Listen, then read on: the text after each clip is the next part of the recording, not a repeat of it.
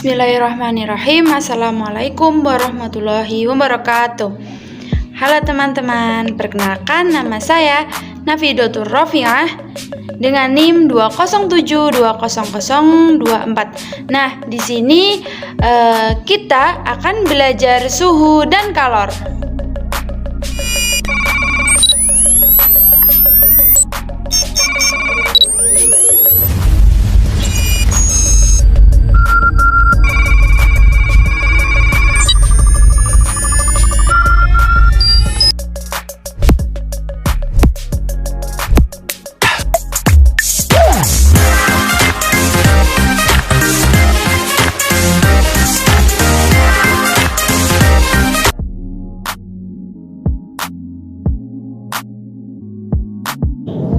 Nah, di antara kita semua pastinya ada yang menyukai minuman panas ataupun minuman dingin. Dalam fisika, panas dan dingin berkaitan dengan temperatur ataupun suhu. Badan kita dapat merasakan panas ataupun dinginnya suatu benda yang kita pegang. Contoh, yaitu peristiwa siang dan malam. Pada siang hari, udara terasa panas karena suhunya tinggi. Sedangkan pada malam hari, udara terasa dingin karena suhunya rendah. Nah, panas mengalir ke tubuh kita sangat cepat. Jadi, bahwa aliran panas ke tubuh yang membuat kita merasa panas. Nah, jika panas mengalir keluar dari tubuh, maka kita akan merasakan dingin. Jadi gini, aliran panas masuk ke tubuh, sedangkan jika dingin, aliran keluar dari tubuh. Nah, tentunya sudah tidak asing lagi bukan? Dari contoh tadi merupakan contoh sehari-hari yang kita alami setiap harinya. Dengan demikian, dapat disimpulkan bahwa suhu merupakan ukuran yang menyatakan derajat panas sebuah benda. Benda yang suhunya tinggi memiliki jumlah kalor yang banyak, dan benda yang suhunya rendah memiliki jumlah kalor yang sedikit. Suhu juga memiliki satuan yang biasa digunakan untuk mengukur suhu, yaitu seperti Celcius, Reaumur, Fahrenheit, dan Kelvin. Nah, tentunya sudah tidak asing lagi kan teman-teman, apa yang Anda ketahui tentang alat-alat yang ada di papan, yaitu untuk mengukur suhu secara kuantitatif agar dapat digunakan sebagai alat ukur yang tepat, yaitu yang pertama contohnya termometer zat cair dengan prinsip pemuaian. Zat cair yang digunakan umumnya raksa ataupun alkohol jenis tertentu. Adapun yang menggunakan termometer zat cair yaitu termometer pada laboratorium dan termometer suhu badan. Yang kedua yaitu termometer kristal cair, menggunakan zat kristal cair dan padat yang akan mengalami perubahan warna ketika menerima perubahan suhu. Nah, yang ketiga yaitu termometer bimetal. Termometer ini berfungsi untuk menunjukkan adanya perubahan suhu. Termometer ini memanfaatkan logam sebagai bahannya. Termometer bimetal, jika suhunya berubah, maka bimetal akan melengkung. Nah, ada yang tahu tidak kenapa bisa melengkung? Nah, jadi gini, karena logam yang satu akan memuai dan menjadi lebih panjang dibandingkan dengan yang lain. Pirometer optik atau cara kerjanya berdasarkan perubahan warna logam akibat perubahan suhu. Nah, kemudian kita akan mempelajari tentang pemuaian. Suhu dan pemuaian adalah dua bahasa yang memiliki hubungan erat, di mana penurunan atau kenaikan suhu mempengaruhi pemuaian benda. Pemuaian merupakan sebuah peristiwa memuainya sebuah zat karena peningkatan suhu yang terjadi apabila suatu benda terkena kalor ataupun panas. Benda bisa berubah bentuknya menjadi bertambah panjang, bertambah luas, ataupun lebar, dan berubah volumenya. tidak hanya zat padat yang mengalami pemuaian, akan tetapi zat cair dan gas juga mengalami pemuaian.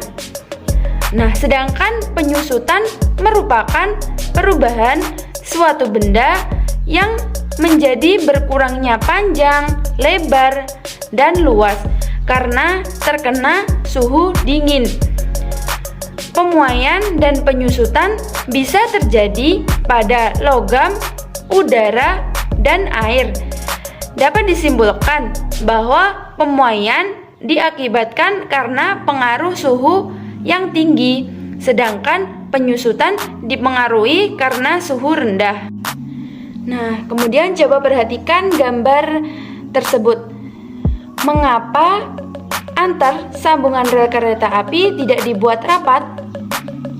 Karena saat cuaca panas, besi pada rel akan memuai. Dengan adanya celah, rel tidak akan melengkung saat memuai.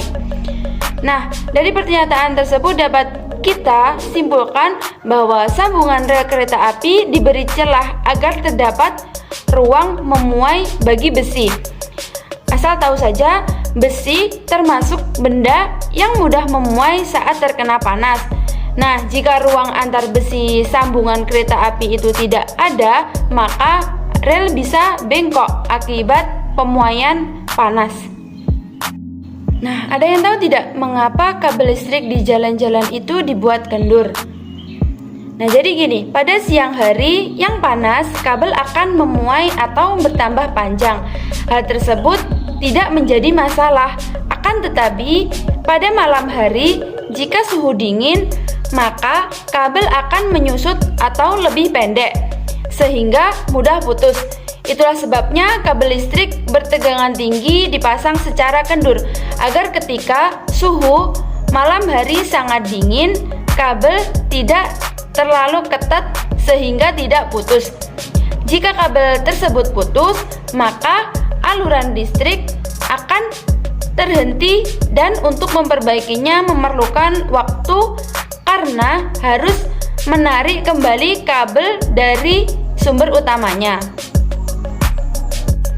Kemudian contoh pemuaian pada gas yaitu pada ban kendaraan. Nah, kenapa sih kita tidak boleh memompa secara berlebihan? Jadi gini, saat terjadi pemuaian bisa saja ban tersebut meletus. Maka pengisian gas tidak boleh terlalu penuh.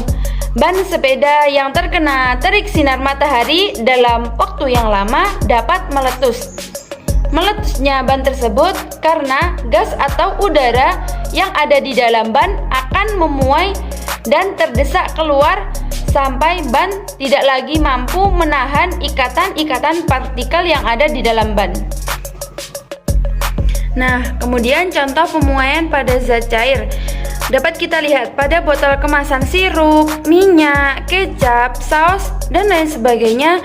Mengapa tidak diisi penuh? Yaitu bertujuan pada saat pemuaian tidak tumpah. Dalam teori fisika, memuai tidak hanya terjadi pada zat padat, akan tetapi juga bisa terjadi pada zat cair. Istilah yang biasa dikenal dengan pemuaian volume. Jadi, jika air di dalam botol diisi penuh, maka tak ada ruang bagi air saat proses pemuaian. Efeknya, botol bisa pecah, yaitu pada botol kaca, ataupun tutup botol yang rapat bisa menjadi rusak. Perlu juga diketahui bahwa pemuaian merupakan peristiwa merenggangnya partikel-partikel penyusun dalam suatu benda, sehingga menyebabkan perubahan fisis benda tersebut. Dalam ilmu fisika, pemuaian terjadi disebabkan karena benda tersebut menerima kalor dari luar ruangan. Jadi, sudah tahukah mengapa air di dalam botol kemasan yang dijual di warung ataupun minimarket tidak pernah terisi penuh? Berikut merupakan rumus muai panjang, yaitu delta L sama dengan LO dikali alfa dikali delta T, dengan delta L pertambahan panjang dengan satuan meter, delta T yaitu perubahan suhu dengan satuan derajat Celcius, LO panjang mula-mula dengan satuan M, sedangkan L panjang akhir dengan satuan meter, alfa yaitu koefisien muai panjang dengan satuan derajat Celcius. Nah, berikut yaitu rumus dari muai luas. Delta A sama dengan A0 dikali beta dikali delta T, di mana delta A yaitu pertambahan luas dengan satuan meter kuadrat, delta T yaitu perubahan suhu dengan satuan derajat Celcius, A0 yaitu luas mula-mula dengan satuan meter kuadrat, kemudian A sama dengan luas akhir dengan satuan meter kuadrat, dan beta yaitu koefisien muai luas dengan satuan derajat Celcius. Nah, berikutnya yaitu rumus muai volume. Delta V sama dengan V0 dikali gamma dikali delta T, dengan delta V yaitu pertambahan volume dengan satuan meter kubik, dan delta T yaitu perubahan suhu dengan satuan derajat Celcius. V0 sama dengan volume mula-mula dengan satuan meter kubik, V yaitu volume akhir dengan satuan meter kubik, sedangkan gamma yaitu koefisien muai volume dengan satuan derajat Celcius. Kalor merupakan energi yang berpindah akibat perbedaan suhu. Jadi ketika suatu benda itu mengalami perubahan suhu, kalor merupakan salah satu bentuk energi yang berpindah dari benda dengan suhu lebih tinggi ke benda yang bersuhu lebih rendah. Jika keduanya dipertemukan atau bersentuhan, dua benda yang memiliki suhu yang berbeda ketika dipertemukan, maka akan muncul kalor yang mengalir atau berpindah. Dalam satuan internasional, kalor dinyatakan dengan joule. Satuan lainnya dinyatakan dengan kal atau kalori. Satu kalori itu didefinisikan sebagai banyaknya kalor yang diperlakukan untuk memanaskan sebanyak 1 kg air dengan suhu 1 derajat Celcius. 1 kalori sama dengan 4,2 joule, sedangkan 1 joule sama dengan 0,24 kalori. Pengaruh kalor, contohnya dipanaskan atau didinginkan, jadi akan ada sejumlah energi yang berpindah. Perubahan energi itulah yang disebut kalor. Nah, pada gambar di papan tulis dapat kita lihat bahwa es akan berubah menjadi suhu yang lebih tinggi, yaitu ketika benda dipanaskan. Dapat kita lihat bendanya dipanaskan, benda tersebut menerima kalor atau panas. Es yang mencair jika dipanaskan suhunya akan naik. Jadi tidak hanya es tersebut dilelehkan menggunakan api, akan tetapi dibiarkan di dalam suhu ruang juga akan berubah menjadi suhunya naik. Perubahan tersebut dari kristal menjadi cair, dari dingin menjadi panas. Contoh selanjutnya yaitu benda yang didinginkan. Ketika benda didinginkan, maka benda tersebut akan melepaskan kalor atau melepas panas. Ketika air didinginkan akan berubah menjadi es. Jadi air yang suhunya lebih hangat ketika didinginkan, maka dia akan melepas panas dari air tersebut, berubah menjadi dingin ataupun membeku. Jadi suhunya turun ataupun lebih dingin. Kalor dapat mengubah wujud suatu zat atau suatu benda. Ketika ada air, dia menerima kalor atau menerima panas atau air dipanaskan. Air tersebut akan mendidih dan menguap. Dari cair akan berubah menjadi uap. Dengan sebaliknya, apabila melepas kalor, air yang awalnya cair akan berubah menjadi es atau membeku. Nah, berikut merupakan rumus perpindahan kalor. di mana Q sama dengan M kali C kali delta T. Dengan keterangan Q yaitu banyaknya kalor yang diterima atau dilepas oleh suatu benda dengan satuan joule. M yaitu massa benda yang menerima atau melepas kalor dengan satuan kilogram. C yaitu kalor jenis zat dengan satuan joule per kilogram derajat Celcius. Delta T yaitu perubahan suhu dengan satuan derajat Celcius. Nah, dari materi suhu dan kalor, di sini kita akan mempraktikannya dengan praktikum sederhana, yaitu termos sederhana dengan alat dan bahan botol kaca,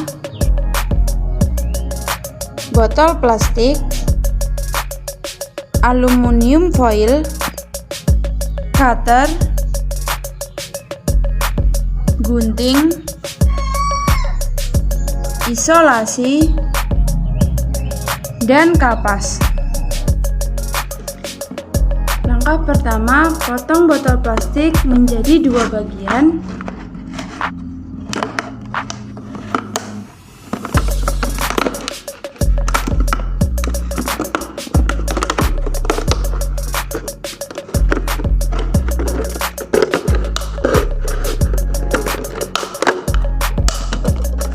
Seperti ini.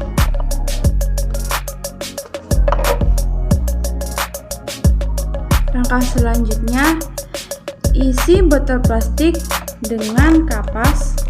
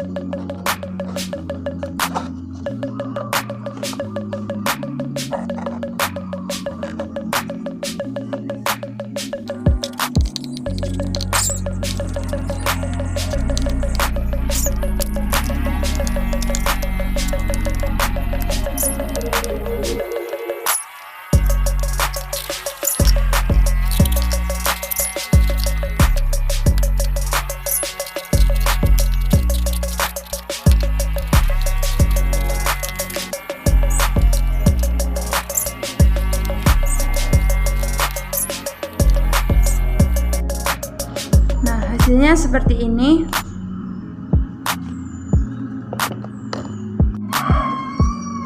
Selanjutnya, bungkus kaca menggunakan aluminium foil.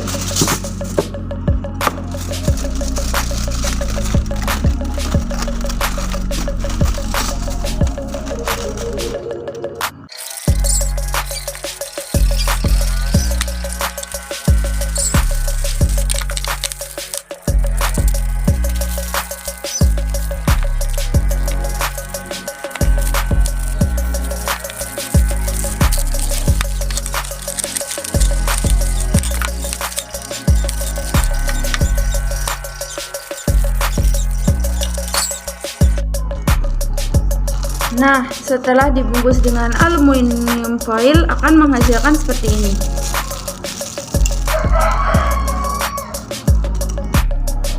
Langkah selanjutnya, masukkan botol kaca yang telah diberi aluminium ke dalam botol plastik yang sudah diberi kapas.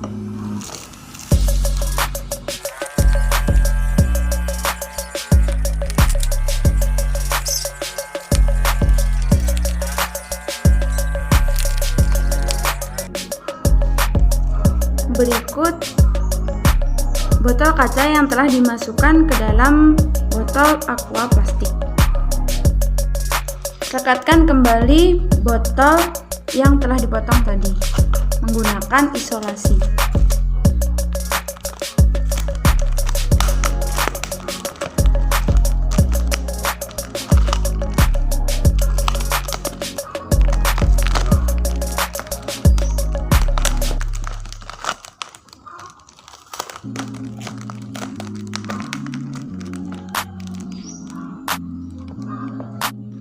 Selanjutnya, potong botol aqua pada ujungnya.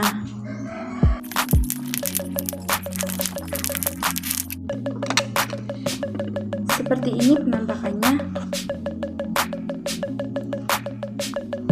Kemudian, bungkus kembali menggunakan aluminium foil.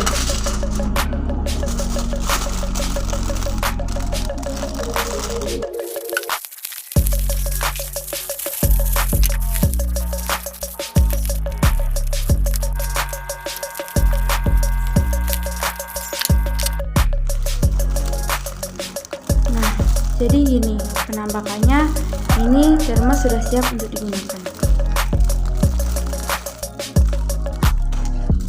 Nah, jadi prinsip kerja termos air adalah sebagai isolator atau pencegah perpindahan panas dari air ke udara luar. Karena udara yang ada di sekitar kita akan menyerap panas atau dingin dari suatu benda sehingga suhunya akan menjadi sama dengan suhu udara sekitar atau suhu ruang.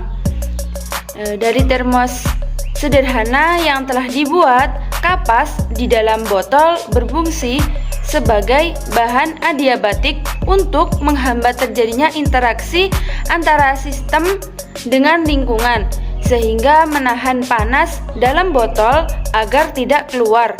Sedangkan aluminium foil menjadi pengganti lapisan perak di termos yang memiliki fungsi sebagai untuk memantulkan radiasi kembali ke dalam termos. Dapat disimpulkan bahwa termos menggunakan bahan yang bersifat adiabatik. Bahan adiabatik secara ideal menghambat atau tidak memungkinkan terjadinya interaksi antara sistem dengan lingkungan. Tidak ada perpindahan kalor antara sistem dalam termos dengan lingkungannya. Mungkin hanya itu yang dapat saya sampaikan. Semoga bermanfaat. Apabila ada kurang lebihnya, saya mohon maaf. Akhir kata, wassalamualaikum warahmatullahi wabarakatuh. I got broads in Atlanta, just to lean the family, credit cards and the scammers, hitting the licks in the van, legacies.